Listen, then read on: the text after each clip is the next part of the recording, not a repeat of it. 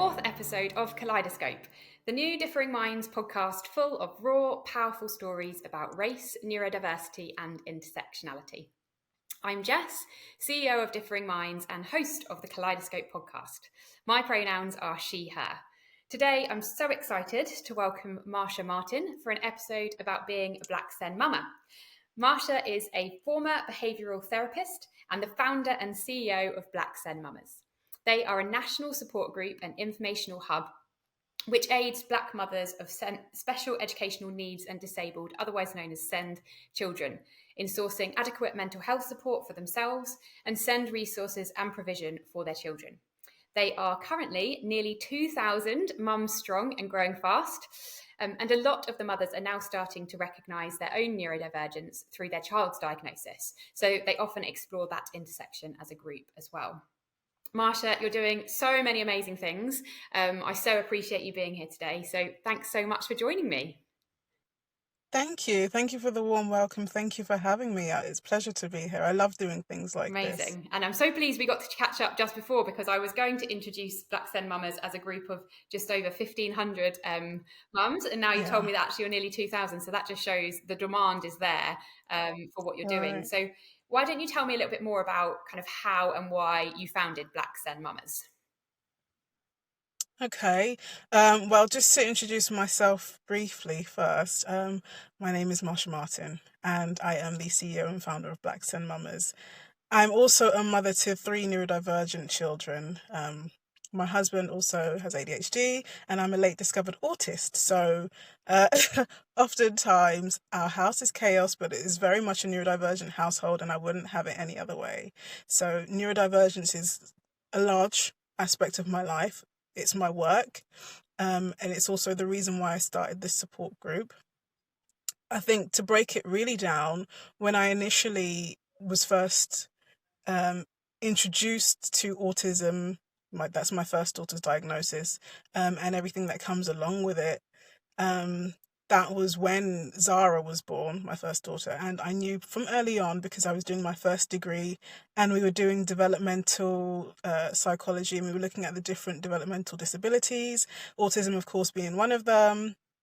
And Zara was only 3 months at the time. So I was quite aware it could be the case that I was projecting. I know when you do certain degrees, you tend to just start diagnosing everyone.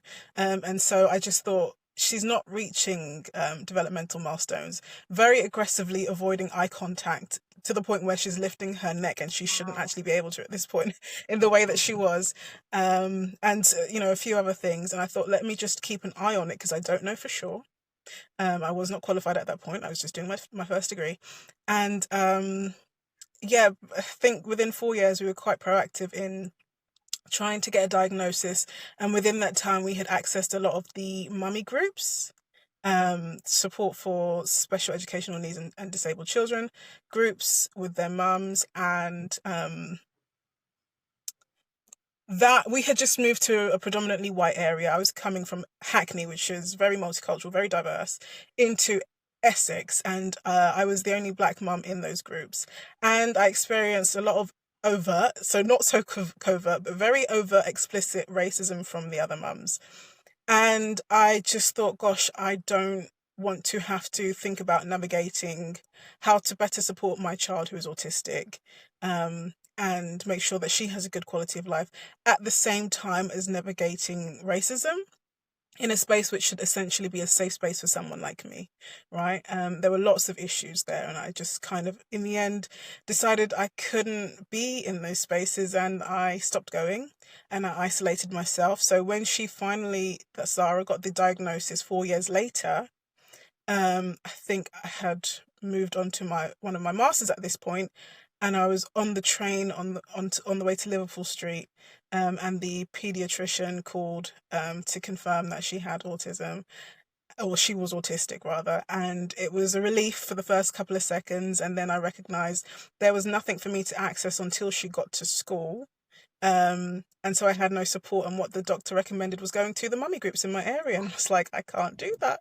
I just didn't really have time to explain. I kind of put the phone down and ended up a blubbering mess on the train to Liverpool Street, and people were just sat there watching me, and that wasn't really nice. Again, I was the only black person on the train, so they probably thought, oh, hysterical black woman, I don't want to intervene. I mean, that could be me projecting, but that was my overall experience in Essex when I had moved there.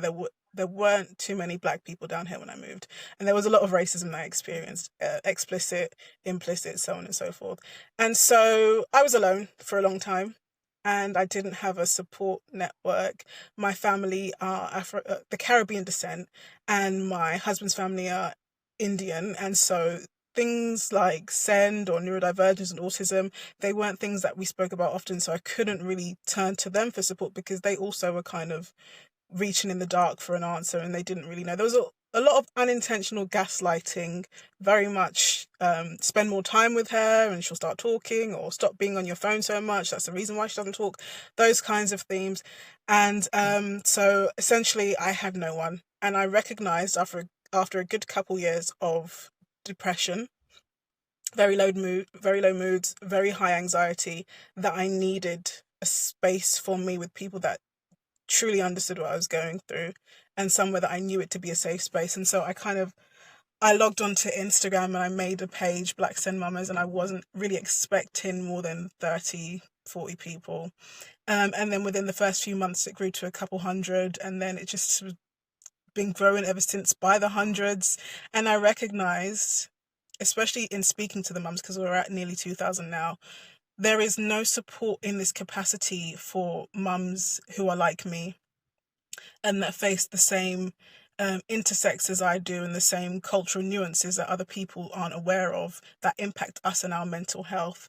They don't have that safe space. There's nothing like this, which is why it's grown so rapidly, because they're looking for a lifeboat, and this was the only thing that was in the sea. And I try and support them as much as I can. So that's how Black SEN Mamas came about. Wow. Wow. What an amazing Yeah, story. Wow. Amazing, not in a positive way, sometimes, story, because I I think what you're doing, I mentioned it, but what you're doing is incredible and is so needed. There's clearly a demand, thank but you. I hate that that's needed. I'm sure there would be some real positives of getting a group of people who come from similar, have similar identities and similar experiences in a positive way to kind of talk about things, but not as a result of all of the things that you're facing from the outside world and the kind of lack of Right. support and, any kind of racism, but overt racism. It just like, yeah, it's terrible, and I'm really sorry that so much of that was your experience. But I'm so pleased that you've turned it into something so positive, and I'm Yeah, sure takes a lot from you, but also gives a lot to you as well. Being able to support those other absolutely. people, but also take the support yourself. You're surrounded by everyone who's going through that too. Absolutely. Um, so Yeah. yeah, it is incredible. And you kind of touched on it in terms of support that was or wasn't there for you when for your child when they first got diagnosed, because it was preschool. um Obviously now Yeah. they're a bit older and you've had more experiences and things. What has your access to support been like, so professional support or any kind of support for your child or your children? And how do you think that that's been impacted because you are black? Yeah. So race removed, I think send support, send provision in general across the board as far as what the local authorities are able to offer and actually do enforce, is dire. I think a lot of us parents are really struggling to get just the basics of what our children need. That's a fight. And when you are constantly having to ensure that you don't drop any balls, you're constantly juggling things, your mental health and emotional well-being, your children, your child's needs, your child's mental health and emotional well-being, everyday stresses that we all face as a community, and then also we have to fight the local authorities and the schools for the things that we are actually entitled to legally, and it's incumbent upon them to provide us those things. That's a lot for anyone to deal with, but it's even more insidious when it's against the backdrop of systemic racism, when that's it's just another thing that you have to kind of navigate. I think there is a lot of misunderstanding of our children. I was quoted by Forbes magazine in an article, speaking on masking in young Afro-Caribbean children and why we aren't necessarily given the consideration that the behaviors that we might be seeing in young Black children could be down to unmet needs, potentially SEN needs, and they're being communicated in a non-verbal way in a behavior. I think the lack of cultural insight and the lack of training as far as neurodivergence or SEN for teachers means that they're constantly more likely to reach for their own implicit biases and label our children as problematic or aggressive or lazy rather than seeing a child as masking. And I would also argue that just because of the nature of what masking has meant to Afro-Caribbean descendants, as in we mask to assimilate for our own safety in a society or in a space which is largely non-Black. We've been taught from childhood you have to present yourself a certain way, you have to work extra hard. These are things that have been ingrained in us through cultural transmission from the generations before. This is for your own safety. You're in a non-Black space, people are more likely to stereotype you negatively, people are less likely to take you seriously, so on and so forth. All kinds of negative connotations with being Black.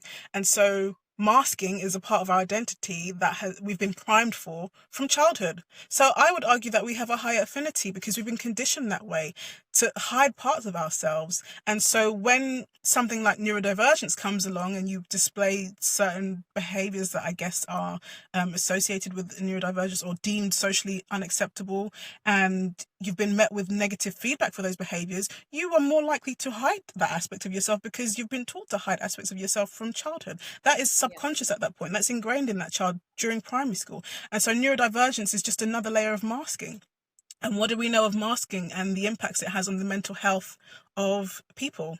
And so you're masking twofold as a Black child. You're masking to assimilate, hiding cultural things, hiding who you are outside of the house for safety, to not be negatively stereotyped or perceived.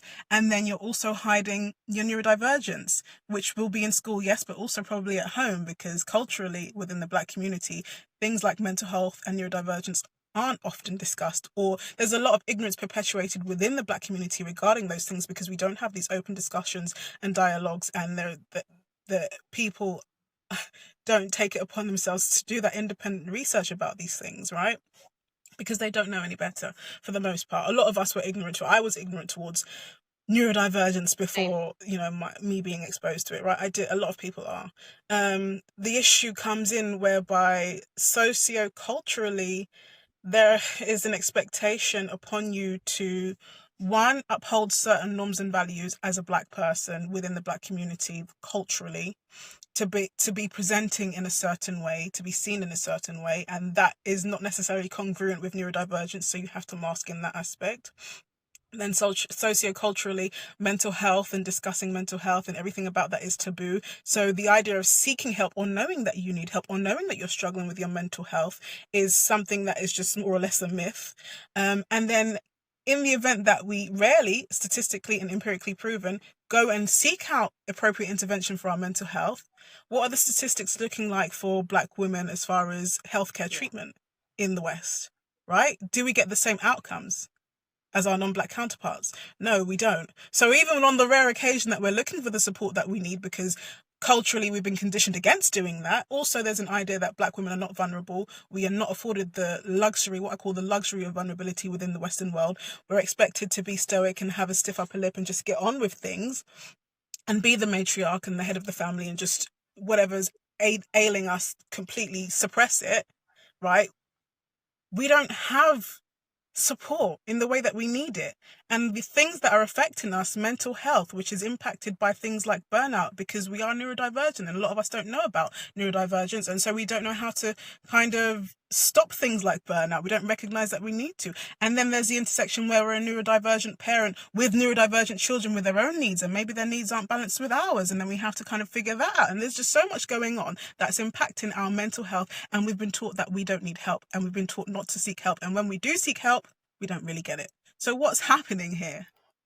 Right, the mental health of a lot of Black SEN mamas is in absolute shambles. Yeah. It is. It's in tatters. And so I offer this space to them whereby I'm very heavy on preaching about true vulnerability. We're not offered that. So let's create this space for ourselves. Let's talk about the things that are upsetting us. Let's talk about our relationship with our husband and how that's impacted by neurodivergent children, by our own neurodivergence, by our husband's potential neurodivergence or denial of his neurodivergence, those kinds of things. Let's really talk about the things that are really impacting us, especially our mental health and our emotional well-being in this space. And let's have that here for us, because it's nowhere else. This is the space where I offer learning. We're really trying to arm ourselves with knowledge about neurodivergence and about mental health, because those are the two things that we're not discussing in the Black community. Get the information that we need as far as our rights, for advocating for ourselves, all that information, and then we're disseminating it amongst the mums, and then they go back to their families and they're teaching. That's what I'm asking you to do. Get the information here. We learn as a community, our sisterhood, and then we go to the community and we just spread the knowledge that we have. That's the only way in which I can see that we can kind of overcome this collective ignorance to the things that we are going, because we need their support. We need the support from the community. So we need to teach them the ways in which we need to be supported. We haven't been vocal about that in the past because we haven't been taught to speak on what we need, because we're busy masking our needs culturally. Yeah. You know? I mean, it's so interesting hearing you talk, because there are so many barriers, like you say. Like, it's almost like every time you Yeah. get over one of them, you're just hit with one that's like even bigger, There's and it something would push you else. back. Yeah. Because I think, from my experience, if I mean, I don't go through the same thing at all, but I'm just talking about in other areas. If there's some time where you're kind of pushing yourself out your comfort zone, something that feels really, really unnatural to you, and you've been taught for your whole life, like, don't seek out the sport, don't do this, and you're like, okay, I'm finally going to do Right. it. It's going to be this huge thing for me, and then, oh, now it's not there. Right. It's going to make you retract and go like 100 steps back. Exactly. Of So, course. Of course, that's the natural human reaction, especially when your go-to is retracting, especially when your go-to is hiding and masking your needs. It's just one more thing that you just have to pretend doesn't exist anymore. Like, okay, I'm not going to get the help, fine. Let's keep going. Let's just get on yeah, with things, right? But then when we do that, we see things like the extremes whereby mums are being incarcerated or put in institutions, or something else which is more absolute that we don't want to talk yeah, about, whereby their children then have no yeah. one. And then those children who have, additional needs will have to go into the care system, and then we don't know what they're exposed to. A lot of them are non-verbal. It's just a whole thing that doesn't bear thinking about, but it actually is a Yeah, reality. and all of that has. I mean, it's hard enough. I can totally relate, not to kind of obviously being Black, but the impact on you as a parent of a neurodivergent child is Yeah, huge. And if you, and then if the impact that all of these things, the lack of support, the lack of understanding, the cultural issues are also having on you, it's just going to further impact your own ability to do what you need to do for your child. And then it's like a vicious cycle, because it's just right, making everybody feel worse. But one of the things I think was really right, interesting that you said before was around masking and the kind of dual aspect to that for Black neurodivergent yeah, children, Black neurodivergent people. Is I've always, thought about, I talk a lot about how, for a lot of neurodivergent children, when they're outside the home or outside their safe space, that they mask. But actually sometimes when they come home or with their safe person, then they're able not to do that. yeah, But as you were saying, in some Black families they might not. Well, in some families it's not just Black, but because of the cultural impact yeah, of being Black, um, they may not be able to do that at home. How difficult that must be for those right, children. And it's not always the fault of the parent. As you said, some people, I was ignorant to yeah, this, like you were saying. I was totally ignorant to this as a neurodivergent person myself, it turns out. But until you right, go on that journey, you don't know. And not all of us will have the kind of capability or the capacity to go on that journey, to learn all about all of this stuff. And so if you don't, as a mm-hmm, Black parent or a parent in general, it's not your fault, but your child is then not going to be in that safe space, and you might be telling them, you can't do this, you can't, you have to conform, you have to do this stuff. And yeah, it's so challenging for those children, and for those families in general. yeah. That's exactly what we see with the mums. I'm really lucky. I'm not really sure why. Maybe it is that the majority of the mums are neurodivergent, and they come from the background of being with parents who don't honor their neurodivergence or understand it or have any concept of it. That the mums that I'm now working with today, they're very much into positive parenting and doing away with lots of I guess the cultural or more traditional punitive measures that were taken in the past for us. Um, that they won't do it to their Yeah. children. And we're really big on all behavior, and I guess this is from the behavioral therapist portion of my life. All behavior is communication, so it's really about seeing what the child is communicating to you in a non-verbal way. It's an unmet need, so let's address that need rather than getting angry Yeah. right, at the behaviors that arise as a response to that unmet Exactly. need. Which I'm really happy that we're kind of coming away from those generational curses that we once kind of upheld because we thought that was the only Yeah. way. Yeah. It's a really positive move, but kind of unfortunately, even if you manage to do that for all Black families, let's say, who have children who have complex or additional needs or disabilities, you're then, you're making that child really safe in their home environment and with their family and getting supported and everything they need. And then you might put them in a school or in an education system or a healthcare system where they're just, we Yeah. have all of, as you mentioned, this systemic racism and people's total lack of understanding. And it's so, all of that has got a huge way to go. And I think we talked before when we were preparing about EHCPs, so educational health and care plans, Yes. which for people that don't know, essentially is access to additional funding and additional support for children that need more than is within the kind of allocated budget for all children in schools. And I know from my perspective in the research I was doing when I was trying to get my daughter one, that there is a far more that go to boys than girls. So I think it's 29% of EHCPs go to girls. And I think you mentioned the statistics about Black children.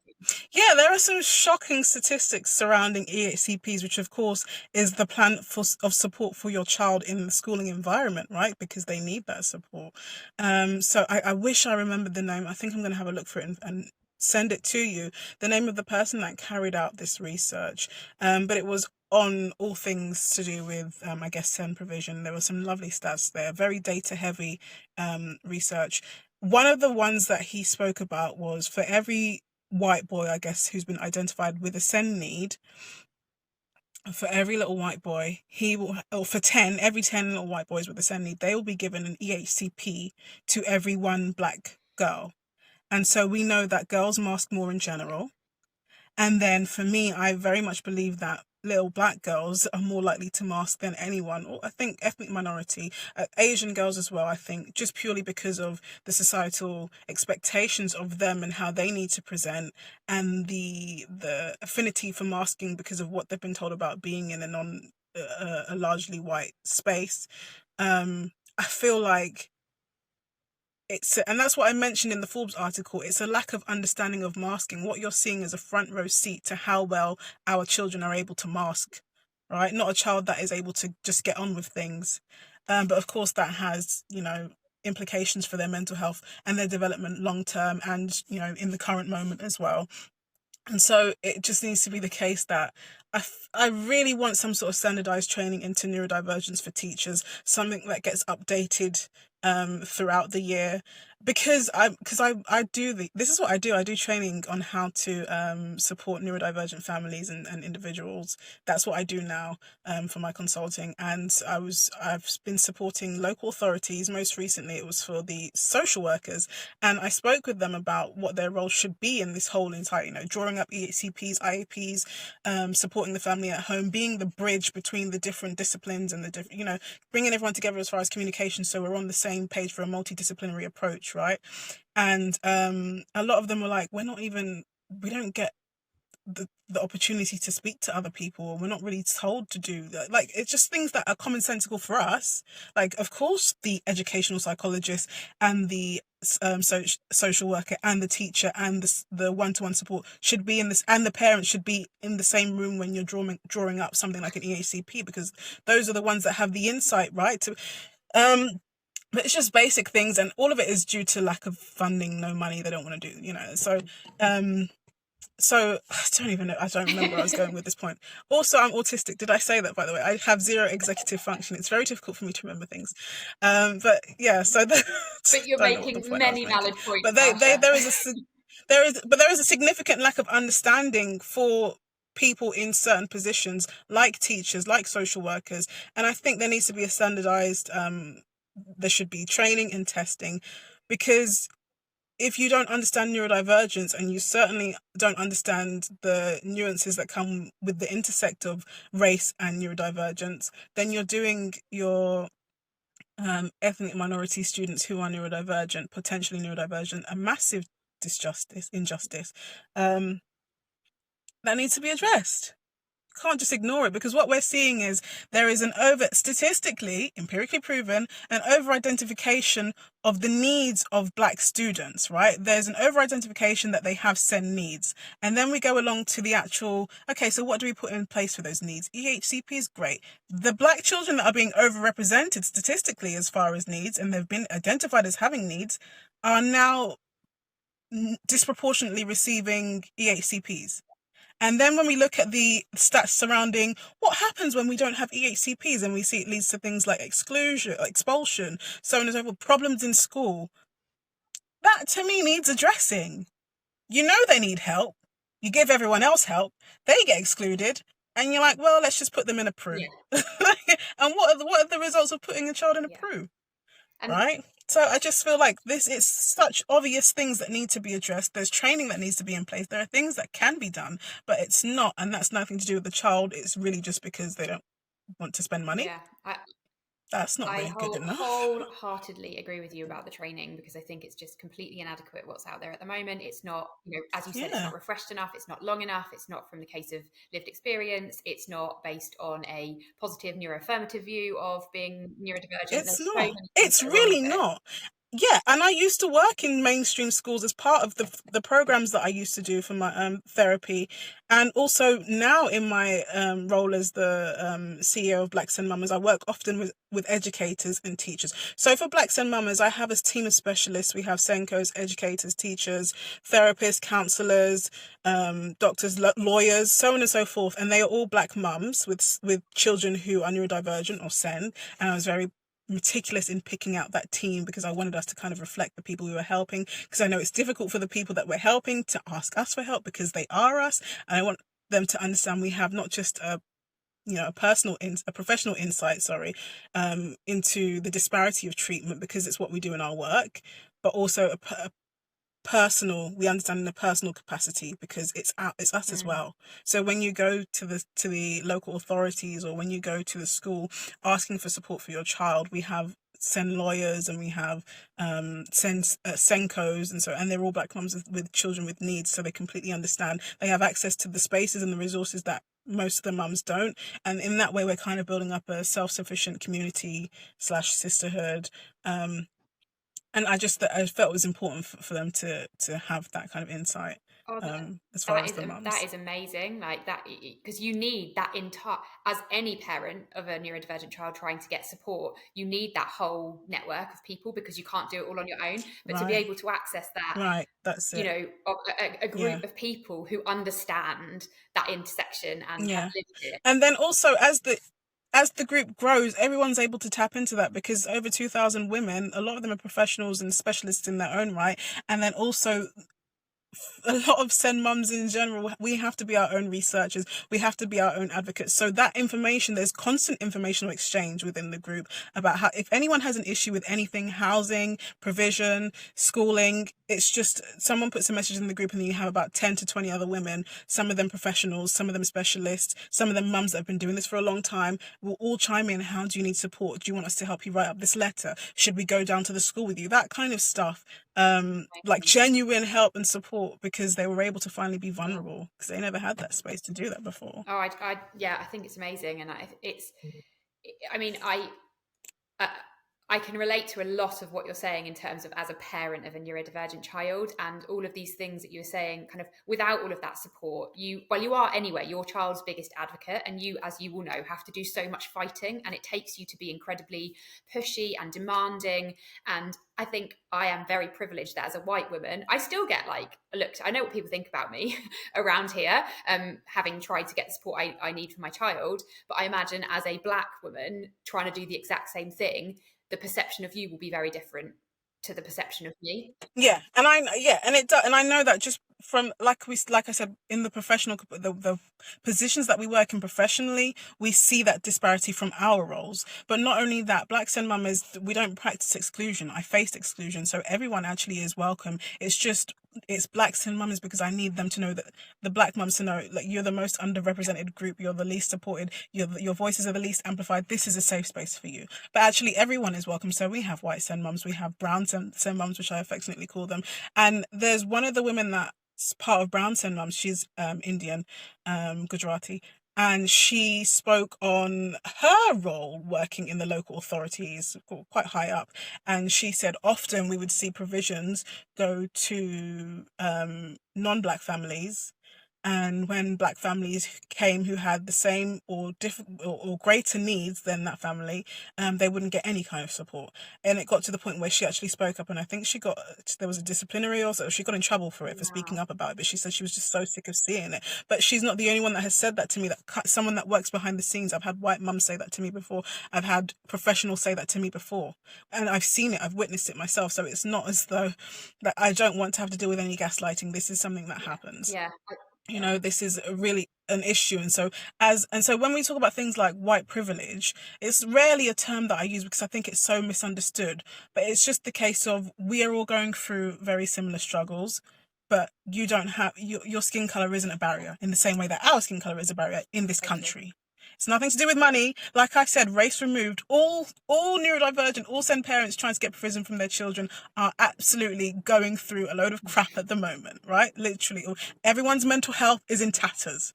Everyone's. It's just, we have another dimension to face, and it's a very real one, and we all feel the impacts of it as Black SEN parents. It's difficult. Yeah. So, I think, I mean, a brilliant place to end, because I think a lot of people sometimes don't want to talk about it and accept it because it makes it sound really bad. But I think we need to accept the reality of the situation. Like you said, it is hard for all of us, but it is amplified and exacerbated for Black parents compared to white parents. Right. That's a fact of reality. Yeah, we have the added barrier of skin color in this that you can't country. hide from. There is nothing that you can do. Means. It's not even, you can't mask your way through that. You can't, not that you should, but there is, that's just the situation that you are in. And I feel very, very lucky that I've managed to secure an EHCP for my daughter very recently, last week.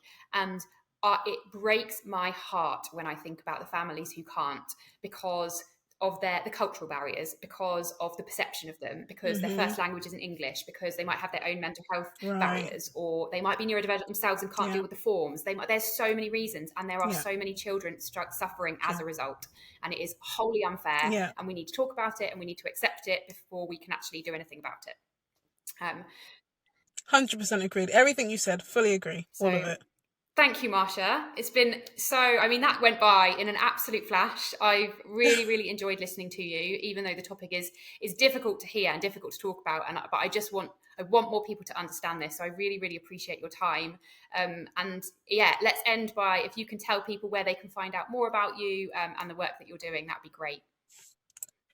Yeah. So our website is under construction, but I think it's going back up again next week. It should actually be going up today, but just for safety, say next week, and it's blacksenmamas.co.uk. The platform that we use the most is our social media platform, which is Instagram. And that is Black SEN, that's SEN, mamas, plural, _UK. Yeah, that's it. And then we also have a GoFundMe. I fund everything. The mental health programs that we do for the mums, that's counselling, one-to-one counselling, psychotherapy-led workshops, any therapeutic interventions, going out into the forests, doing yoga, talking about your feelings, all of that stuff. I fund everything because I understand that a lot of these things are inaccessible due to lack of, some of the mums are from different socioeconomic backgrounds, and so it's things like therapy is a luxury to them. So I try and fund it, but it's limited because my money is limited, right? This is why I do my consulting and training, so that I can go back and put my money into this. I'm not a registered charity yet. It's difficult to get funding when you're not a registered charity. We did try to register, but Charity Commission didn't like the word black in the name Black SEN Mamas, so they rejected our it's a whole thing. That sounds like a whole other podcast episode. Yeah. Okay. So at this point, I was told I would probably, if I took them to court, I'd probably, it'd probably go in my favor, but I don't have the mental and emotional capacity to do so, and I don't have the money to do so. So yeah, it's just a case of I'm just trying to do as much consulting as possible, so I can pour the money into it, so we can keep the programs going. There's 2,000 mums. It's growing exponentially, so it's difficult for me to keep up as far as money. So the GoFundMe, again, to reiterate, is, I think you just Google Black SEN Mamas GoFundMe, and then it just the page should come up. Amazing. Yeah, everybody get there, definitely. I think I can't believe that. I'm a bit in shock. But anyway, I'm so pleased that you've mentioned that. We'll try to link to everything that we can in the Thank edit. you. So amazing. Thank you so much, Marsha. It's been an absolute pleasure. Thank you for having me. Thank you.